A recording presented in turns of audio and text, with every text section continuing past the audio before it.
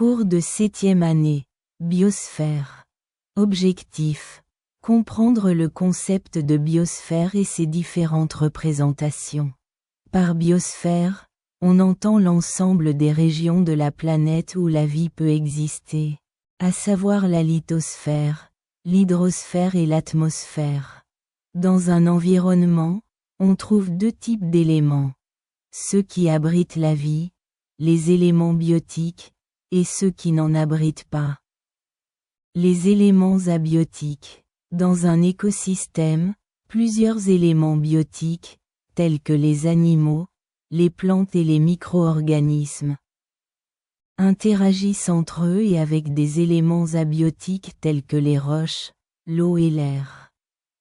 Parmi ces interactions, on trouve la prédation.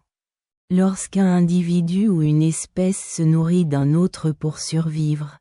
La compétition, lorsque des individus de la même espèce ou d'espèces différentes se disputent les mêmes ressources. Les ressources sont les éléments nécessaires à la survie d'un être vivant. Par exemple, les poissons de cette rivière représentent une ressource alimentaire importante pour ce crocodile. La lumière qui pénètre cette forêt est une ressource importante pour les plantes qui y vivent. On peut également mentionner la reproduction, où les individus d'une même espèce s'accouplent et produisent une progéniture qui perpétuera l'espèce. Le domaine scientifique qui cherche à comprendre les écosystèmes et l'écologie. Il est possible de mieux comprendre non seulement les interactions qui se produisent au sein des écosystèmes, mais aussi la façon dont les organismes modifient leur environnement et comment ces différents environnements déterminent les êtres vivants qui prospèrent à cet endroit. Par exemple, les castors construisent des barrages, comme celui-ci.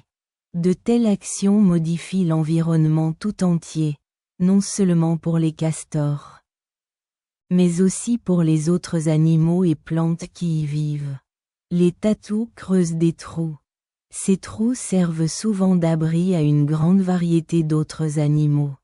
Les humains peuvent également perturber le fonctionnement des écosystèmes et leurs actions ont souvent des effets négatifs sur l'environnement.